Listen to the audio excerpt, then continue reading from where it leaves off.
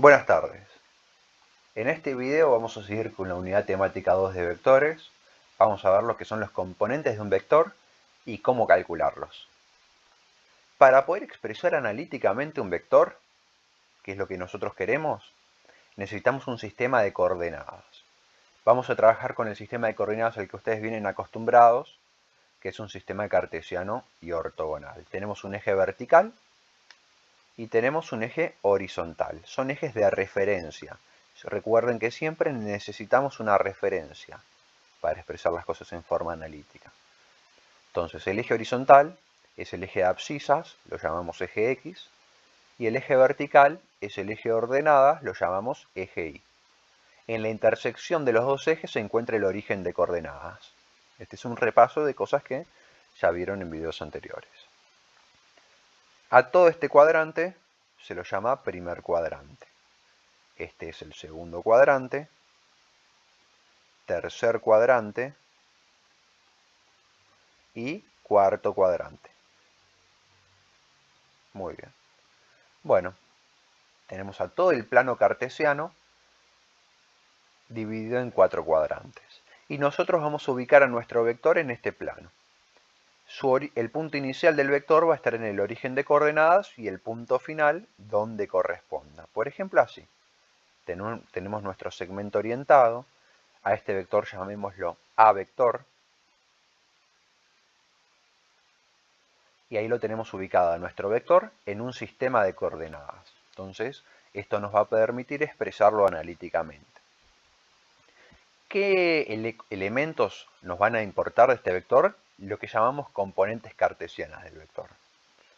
Por un lado, las coordenadas de este punto terminal que tiene el vector. Tenemos una coordenada en X, a la que vamos a llamar A sub X, y una coordenada en Y, a la que vamos a llamar A sub Y. Nos fijamos en el punto terminal del vector y vemos que la sombra que hace el vector sobre el eje X, por ejemplo, para que esto se entienda bien, yo vengo con una luz desde arriba, ilumino, y veo que el vector hace esta sombra sobre el eje X. Esta sombra es equivalente a la componente en X del vector. Luego, yo puedo venir con una luz desde aquí, horizontalmente, y ver la sombra que hace el vector sobre el eje Y. Esta es la sombra que hace el vector sobre el eje Y, que es equivalente a la componente en Y.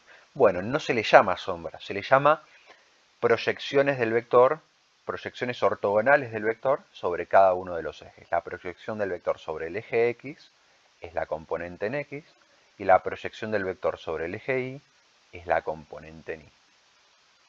Bueno, por ejemplo, para poner valores, y utilizando esta escala que tengo acá en el gráfico, asumamos que A sub X vale 5, porque tengo 5 cuadraditos. Y A sub Y vale 3, porque tengo 3 cuadraditos.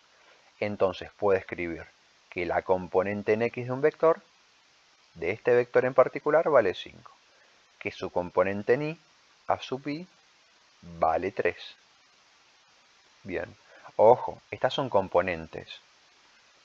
Estas son las componentes escalares del vector. Son números escalares. Nótese que solo están discriminados por un número, sin dirección ni sentido, nada más. Son componentes escalares del vector. Ahora nosotros vamos a expresar al vector de la siguiente manera. Es nuestra primera expresión analítica de un vector. El vector A, este sí es un vector porque tengo la barrita arriba. Nótese que A sub X y A sub Y no tienen la barrita de vector arriba. El vector A sí tiene barrita de vector arriba. Lo voy a expresar igual a su componente en X, punto y coma, su componente en Y.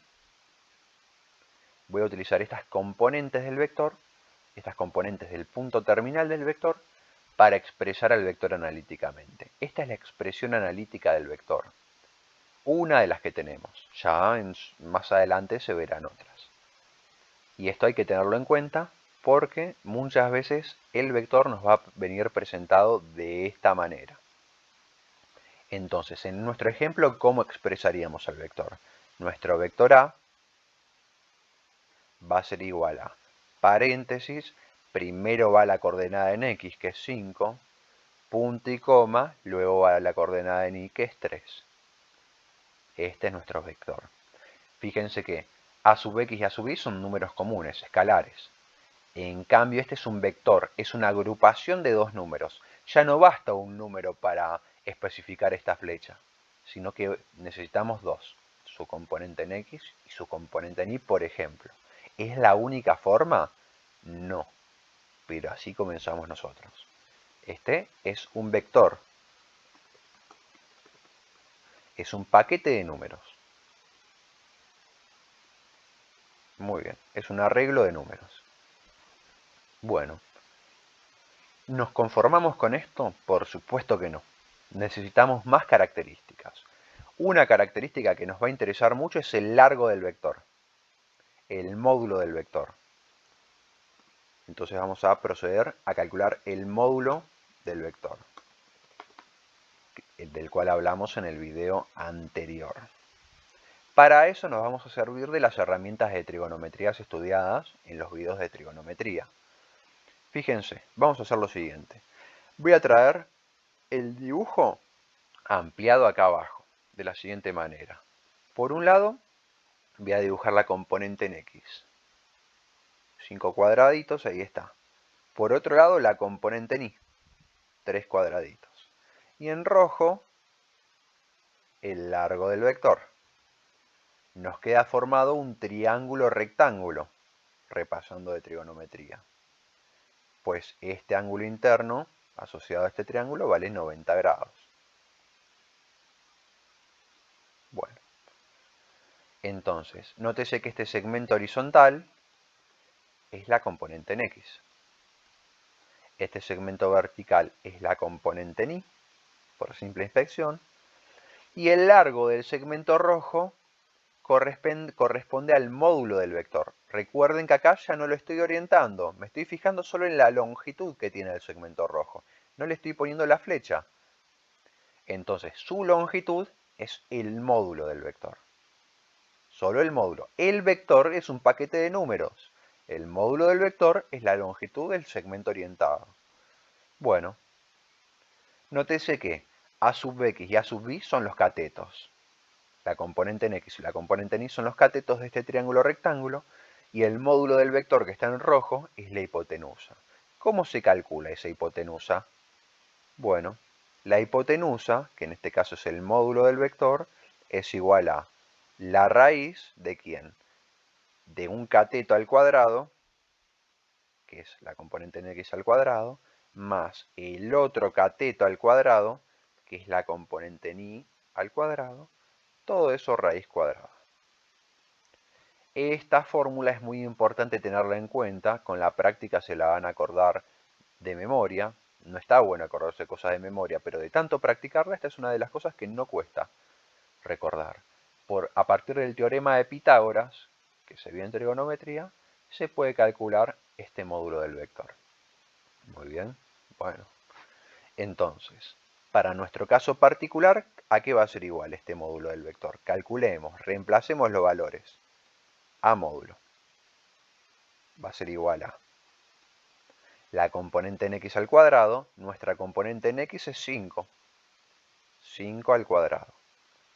Más la componente en y al cuadrado. Nuestra componente en y es 3. 3 al cuadrado. Todo esto raíz cuadrada. Ingresamos esto en la calculadora. Raíz cuadrada de 5 al cuadrado más 3 al cuadrado. Y nos da raíz de 34.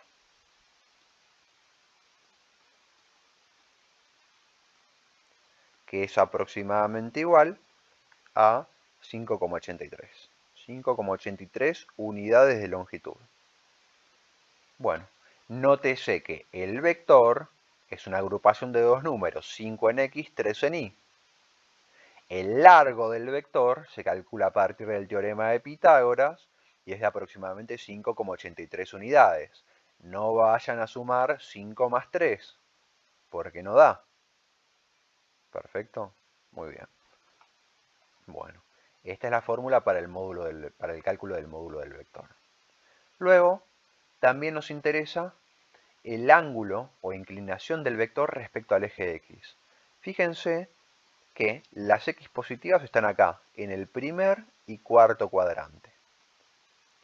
Nosotros siempre nos vamos a basar, o prácticamente en todos los casos, al medir ángulos, en este semieje X positivo, en el eje X positivo.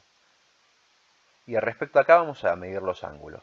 Partimos de este semieje X positivo y vamos en sentido antihorario para medir el ángulo de inclinación de este vector. A este ángulo lo vamos a llamar alfa.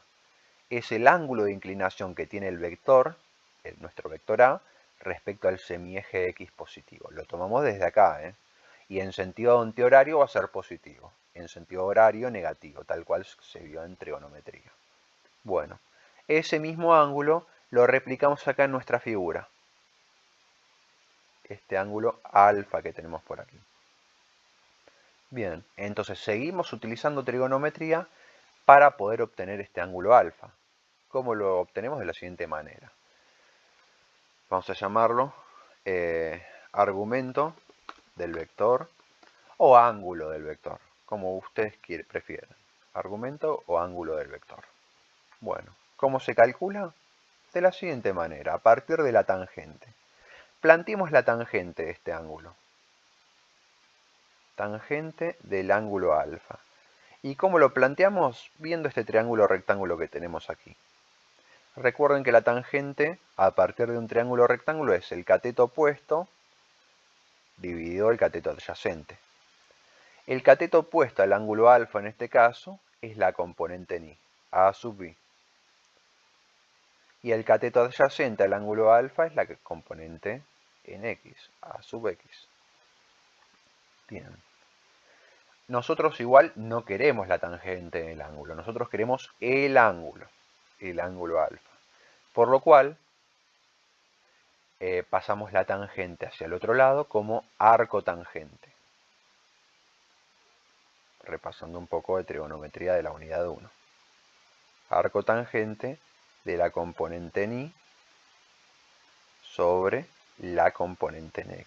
Bueno, perfecto, tenemos una forma de calcular el ángulo de un vector con el arco tangente. Pero hay unas salvedades que charlar al respecto de esto. El arco tangente es la operación inversa a la tangente. Eso se dio en trigonometría. Tratado como función es todavía más complicado, por la siguiente razón. Cuando vos trabajás con la función arcotangente, esta está bien definida para ángulos entre menos 90 y 90 grados. Para ángulos entre menos 90, es decir, este ángulo es de menos 90 y este ángulo es de 90 grados. Está bien definida para estos dos ángulos. Para ángulos del primer cuadrante y del cuarto cuadrante, no para ángulos del segundo y del tercero. Entonces, en la calculadora, la función arcotangente cumple con esta perspectiva. Solo funciona, te va a devolver ángulos del cuarto y del primer cuadrante, nada más. ¿Qué pasa con el segundo y con el tercero? Bueno, estos detalles se van a ver en análisis matemático 1, por supuesto, pero nosotros lo arreglamos de la siguiente manera. ¿Cómo vamos a calcular el ángulo alfa? Lo vamos a calcular como arcotangente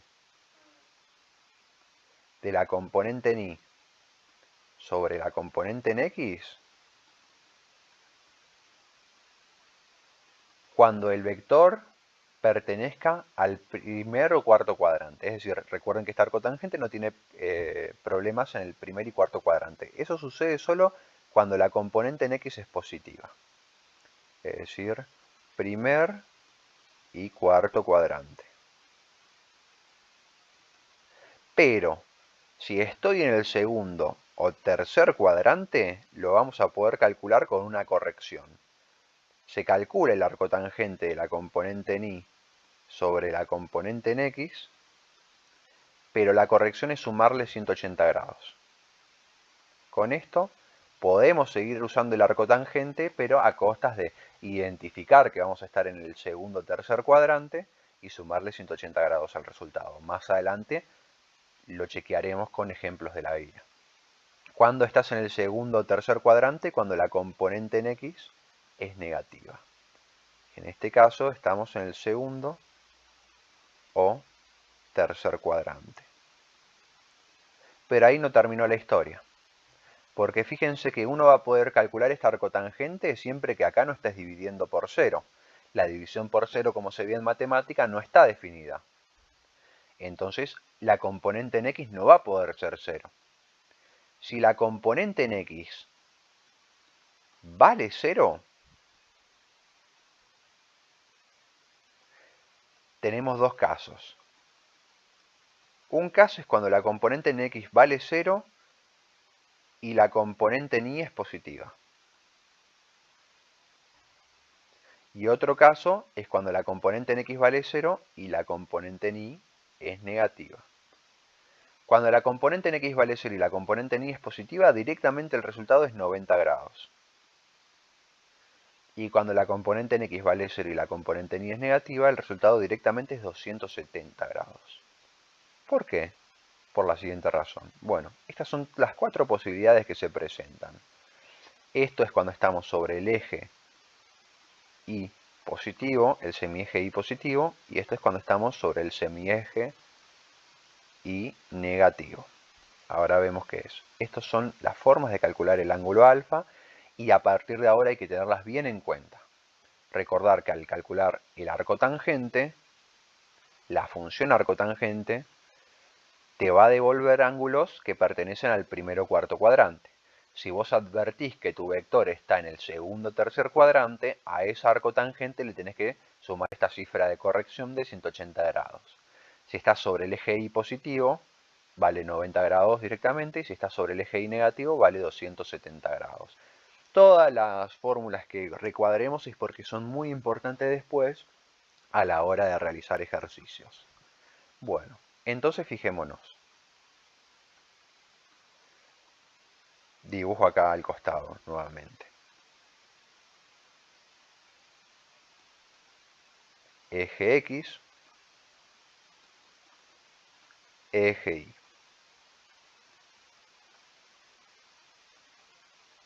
Origen de coordenadas. Aquí tenemos el primer cuadrante y aquí el cuarto cuadrante. Aquí tenemos el segundo cuadrante y por aquí el tercer cuadrante. Cuando tu vector esté en el primer o cuarto cuadrante, no pasa nada. Utilizás esta primera fórmula. Porque estás en ángulos entre menos 90 y 90 grados, así que no hay ningún tipo de problema. Pero cuando estás en el segundo o tercer cuadrante, es decir, si tu vector está por acá,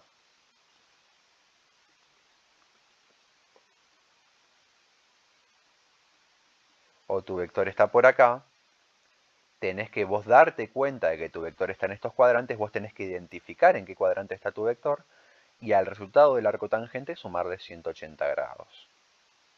En el caso donde tu vector esté a 90 grados, perfectamente a 90 grados como este vector amarillo, nótese que la componente en x vale 0 y la componente en y es positiva. ¿Y el ángulo cuánto vale directamente? 90 grados. Por eso no hace falta hacer ninguna cuenta, directamente vale 90 grados. Y si tu vector estuviera hacia abajo, así, el ángulo que forma es este de acá, que es de 270 grados. Por eso, si la componente en x vale 0 y la componente en y es negativa, es decir, que va para abajo, está sobre el eje y negativo, el resultado es 270 grados directamente. Así es como calculamos el ángulo polar nosotros, con estas fórmulas. Entonces, practiquemos para nuestro vector. Nuestro vector es este. Nuestro vector es este. A de componente en x 5 y componente en y 3. Este era nuestro vector. Bien, ¿en qué cuadrante estamos? Nos fijamos el gráfico que tenemos de nuestro vector. Y nuestro vector está en el primer cuadrante. Bien, entonces me fijo, ¿cómo calculo el ángulo? ¿cuál de estas cuatro líneas utilizo? Esta es para el primer y cuarto cuadrante, esta es para el segundo y tercero. Bueno, uso la del primer cuadrante, está acá. El ángulo de nuestro vector va a ser igual al arco tangente de la componente en Y sobre la componente en X. Y como estamos en el primer cuadrante, no hace falta sumarle 180 grados. Va a ser arco tangente de la componente en Y, que vale 3, dividido la componente en X, que vale 5. Ingresamos esto en la calculadora. Prendo la calculadora, pongo Shift, tangente, nos aparece el arco tangente y ponemos 3/5. Pongo igual, con la calculadora en grados, el resultado que nos va a dar es en grados. Me da aproximadamente 30,96 grados. Bien, este es el ángulo de nuestro vector calculado en forma analítica. Lo que significa que este ángulo en verde que yo tengo acá arriba es aproximadamente de 30,96 grados. Podría haber venido con un transportador, medir la apertura de este ángulo, la amplitud de este ángulo, y nos tiene que dar eso. Está bueno para chequearlo.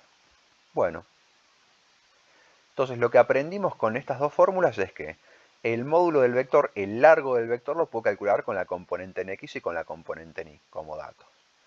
Y el ángulo del vector, fíjense que también con la componente en X y con la componente en Y, en todos los casos puedo calcular el ángulo. Lo que aprendimos es que teniendo como datos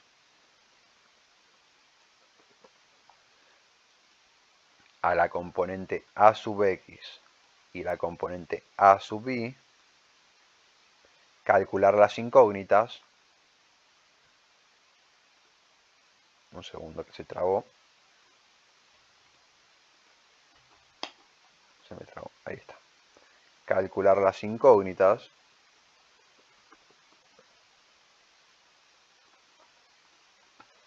que es el módulo del vector y su ángulo. A veces a ese ángulo alfa se lo llama ángulo polar. Bueno, y ahora la pregunta es al revés. ¿Cómo hago yo si tengo como datos el módulo y el ángulo? ¿Cómo recupero como incógnita, teniendo como incógnitas a las componentes del vector? ¿Cómo las recupero? Ese es nuestro objetivo ahora. A partir del módulo y el ángulo, recuperar la componente en X y la componente en Y. ¿Cómo lo hago? Porque hay problemas donde vos vas a tener como dato la componente en X y la componente en Y de nuestro vector, y a partir de las fórmulas que vimos es muy sencillo reemplazarlas y calcular el módulo y el ángulo. Pero en otros muchos problemas que vas a tener también para resolver, se te va a dar como dato el módulo y el ángulo, y se te va a pedir calcular la componente en X y la componente en Y. ¿Cómo lo hacemos? Bueno, es fácil. Es fácil. Recordemos nuestro triángulo. Tenemos la componente en X, la componente en Y y el módulo del vector. También tenemos el ángulo polar, alfa. Entonces, en rojo tenemos el módulo del vector, ya lo conocíamos. El cateto horizontal es la componente en X y el cateto vertical es la componente en Y. Este es el mismo triángulo con el que trabajamos acá arriba. Es un triángulo rectángulo. Bueno, para poder resolver este otro problema, donde tenemos como datos el módulo y el ángulo y queremos las componentes, vamos a plantear el coseno del ángulo por un lado y el seno del ángulo por otro.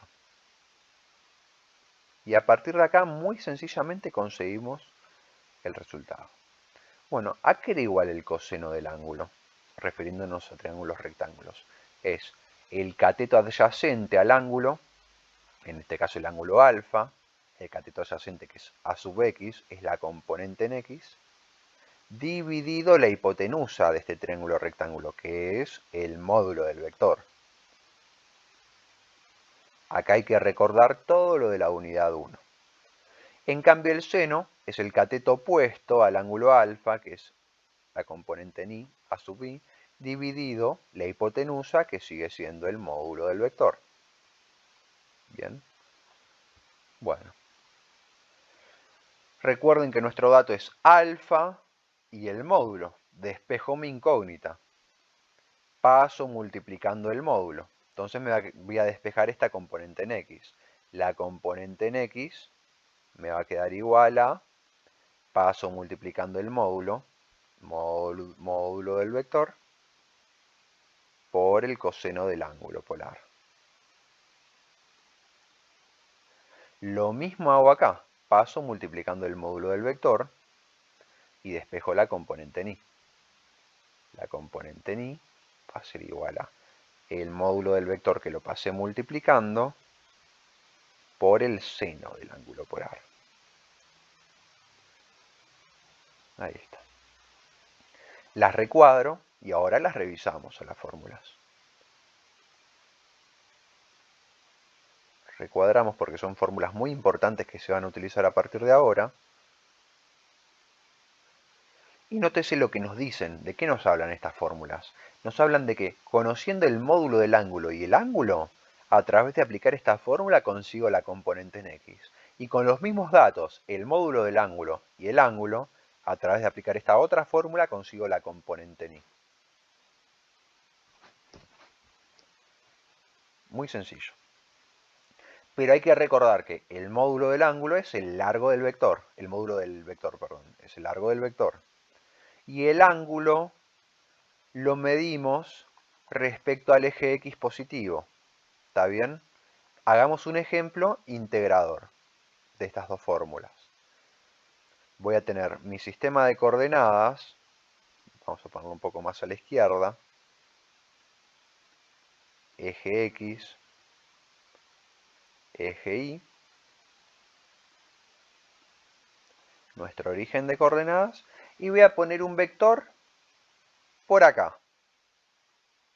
Este vector rojo es otro ejemplo, cuidado. Pongamos un vector acá, genérico, ubicado en cualquier lugar. Ahí está. Este vector A es otro, no es el original que teníamos nosotros. Del cual sabemos los siguientes datos. El largo del vector, vamos a ponerlo así, el largo del vector, que es dato, lo medí con una regla, vale 8. Y el ángulo nos dan, por ejemplo, este ángulo de dato. Imagínense que es un ángulo de 30 grados. Está bien, no está tan a escala el dibujo. Entonces, 30 grados. Bueno, nuestro objetivo es calcular esta componente en x y esta componente en y. Perfecto. Es nuestra incógnita. Componente en y, componente en x. Conocemos el módulo y conocemos el ángulo. Pero ojo, este no es el ángulo que necesitamos, el de 30 grados. Posiblemente sea tu dato, pero el que nosotros necesitamos es el que se mide respecto al eje x positivo, este de acá. Con este ángulo, estas dos fórmulas funcionan siempre. Siempre estas dos fórmulas funcionan cuando medís el ángulo respecto al eje x positivo, este otro. Bueno, se puede ver que este ángulo es 180 grados menos 30 grados. Este es el ángulo polar, alfa, respecto al semieje x positivo. Nos dan 150 grados. Muchas veces te va a venir este ángulo como dato, vos calculás el ángulo polar y utilizás estas fórmulas que funcionan siempre con el ángulo polar. ¿Hay otros métodos? Por supuesto que sí, pero este es bastante ordenado. Entonces reemplazo. La componente en x a qué va a ser igual. Bueno, veo la fórmula. Componente en x es el módulo, que vale 8, multiplicado por el coseno del ángulo. Multiplicado por el coseno del ángulo. ¿Qué ángulo tomo? ¿30 grados o 150? tomamos 150 grados porque lo mido respecto al eje X positivo en sentido antihorario. 150 grados. ¿Y la componente en Y? Bueno, me fijo la otra fórmula. La componente en Y es igual al módulo, que vale 8, multiplicado por, en este caso, el seno del ángulo. ¿Qué ángulo? El mismo ángulo. El ángulo es 150 grados. Igualo y calculo con la calculadora. 8 por coseno de 150 grados me da menos 4 raíz de 3. Epa, me dio negativo, ¿me equivoqué? No, ahora lo interpretamos. Menos 4 raíz de 3, que es aproximadamente igual a menos 6,93. Y el de abajo, ¿cuánto me da?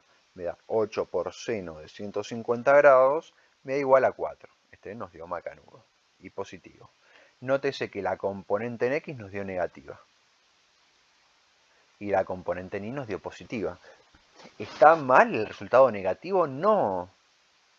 Porque fíjate nuestro vector, la punta ¿dónde está? Sobre las X negativas, claro. Da menos 6,93 aproximadamente. El negativo está perfecto. Si nos hubiera dado positivo, nos hubiera quedado así el vector. Acá está el 6,93 positivo. Pero ese no es nuestro caso. Así que fíjense que estas dos fórmulas, utilizando el ángulo correcto, no forzamos ningún signo y el signo te lo da directamente el coseno y el seno. El coseno acá es lo que hizo que este resultado dé negativo. El módulo siempre es positivo, o 0, y el coseno en este caso nos dio negativo, advirtiéndonos de que la componente en X es negativa porque apunta hacia la izquierda. Sin embargo, la componente en Y nos dio positiva porque el vector está para arriba. Está perfecto. Esta componente en Y es la que vale 4. Pudiendo expresar al vector, entonces, como un vector de componente en X menos 4 raíz de 3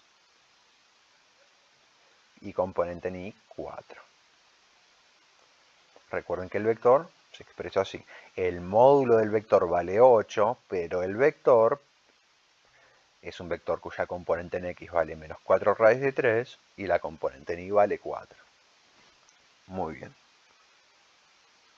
Bueno, aquí concluimos este segundo video de esta unidad 2. En el próximo video veremos cómo expresar en 3 dimensiones un vector, porque estos son vectores bidimensionales, y también hablaremos de los cosenos directores. Hasta la próxima.